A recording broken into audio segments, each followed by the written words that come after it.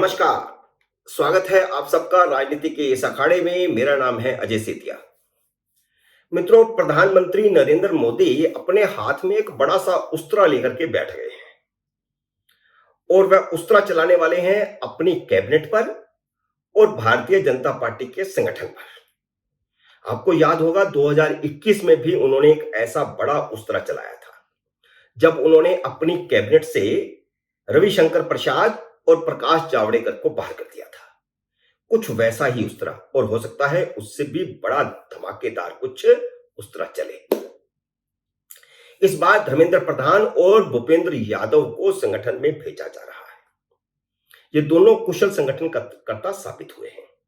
इसके अलावा सीआर पाटिल, जो अभी हाल ही तक गुजरात प्रदेश भारतीय जनता पार्टी के अध्यक्ष थे, उन्हें दिल्ली लाया जा रहा है। या तो वह कैबिनेट में मंत्री बनेंगे या फिर भारतीय जनता पार्टी के महामंत्री बनेंगे, क्योंकि वह कुशल संगठनकर्ता साबित हुए हैं।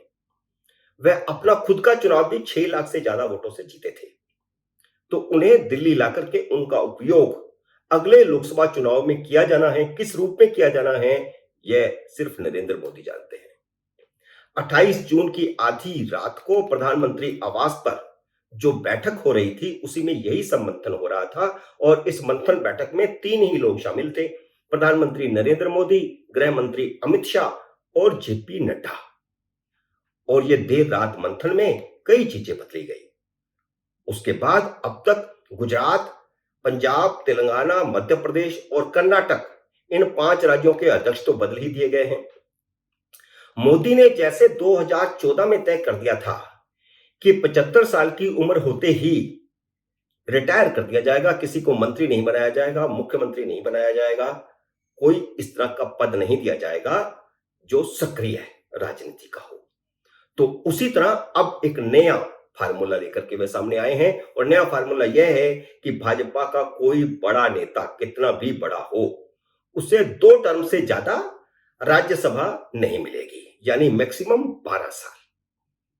तो इस फार्मूले के बाद इस समय जो कैबिनेट के मंत्री हैं और जिनकी 2 टर्म पूरी होने वाली है, उनकी छुट्टी हो जाएगी। ना तो वह सांसद रह पाएंगे, ना मंत्री रह पाएंगे। लेकिन अगर वे लोकसभा चुनाव लड़के जीतते हैं तो उनकी किस्मत। और इसमें आते हैं धर्मेंद्र प्रधान, भूपेंद्र यादव, पीयूष गोयल, हरदीप पुरी, मनसुख मांडविया और वी मुरलीधरन। मुरलीधरन का तो जीतना मुश्किल है, क्योंकि वे केरल से आते हैं और किसी राज्य से वे जीत नहीं सकते। तो उनकी तो छुट्टी आप समझिए। तो ये नया फार्मूला भी एक उस तरह चला दिया गया है। लेकिन आज हम बात करते हैं संसद सत्र से पहले होने वाले कैबिनेट फेरबदल की। लोकसभा चुनावों से पहले यह आखिरी फेरबदल होगा। वैसे भी मोदी ज्यादा मंत्रिमंडल में फेरबदल करते नहीं है, 1 बार या 2 बार। 2021 में उन्होंने 1 बार किया था और अब उनका यह लोकसभा चुनाव से पहले आखिरी फेरबदल होगा।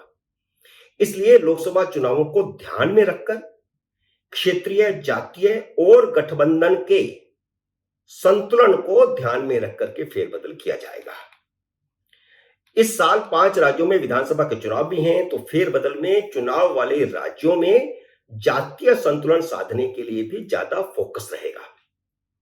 मध्य प्रदेश, छत्तीसगढ़ और राजस्थान, तेलंगाना और मिजोरम में 4 महीने बाद विधानसभा चुनाव है। तो भारतीय जनता पार्टी की ज्यादा दिलचस्पी राजस्थान, मध्य प्रदेश और छत्तीसगढ़ में है। तो वहां अगर जरूरत पड़ेगी तो उस हिसाब से जातीय समीकरण साधने के लिए मंत्रिमंडल में हेरफेर किया जाएगा। उत्तर प्रदेश, बिहार और गुजरात के कुछ मंत्री हटाए जाएंगे। घटाए भी जा सकते हैं, लेकिन जिनको हटाया जाएगा फिर उनकी जगह पर उन्हीं प्रदेशों से दूसरे मंत्रिमंडल मंत्री बनाए जाएंगे। पहले हम गठबंधन की बात करते हैं तो महाराष्ट्र में अजीत पवार के साथ एनडीए में शामिल होने वाले प्रफुल्ल पटेल को मंत्री बनाए जाने के 100% आसार हैं, क्योंकि प्रफुल्ल पटेल ने ही घोषणा की है कि अब हम एनडीए का हिस्सा हो गए हैं। वह राज्यसभा के सदस्य हैं। शरद पवार ने पहले यह कहा था कि उनका साथ छोड़ने वाले किसी के भी खिलाफ वह कोई कार्रवाई नहीं करेंगे, ना तो किसी की सत्ता खत्म करने के लिए स्पीकर को अर्जी देंगे, ना कोर्ट में जाएंगे। लेकिन कुछ घंटे बाद ही स्थिति बदल गई है। अब वह कार्रवाई की धमकी भी दे रहे हैं और विधानसभा स्पीकर को 9 विधायकों की सदस्यता खत्म करने की अर्जी भी दे दी गई है।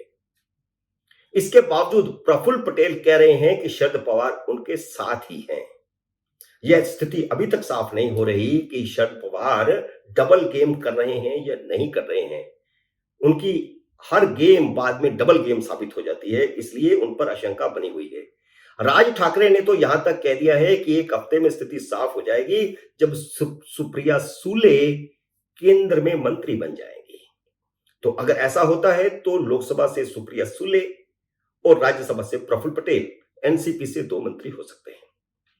अगर सब कुछ ठीक रहता है तो 2 मंत्री एनसीपी को मिलना आश्चर्यजनक होगा, क्योंकि अब स्थिति यह है कि लोकसभा चुनाव में अगर भारतीय जनता पार्टी के सामने एक उम्मीदवार खड़ा होता है तो भारतीय जनता पार्टी को नुकसान हो सकता है उत्तर प्रदेश, बिहार, महाराष्ट्र और तमिलनाडु में।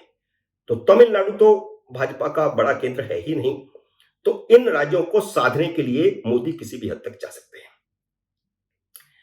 इसके अलावा देवेंद्र फडणवीस को लेकर के भी 2 तरह की खबरें चल रही हैं। एक खबर यह है कि उन्हें मुख्यमंत्री बनाकर एकनाथ शिंदे को केंद्र में मंत्री बनाया जाएगा।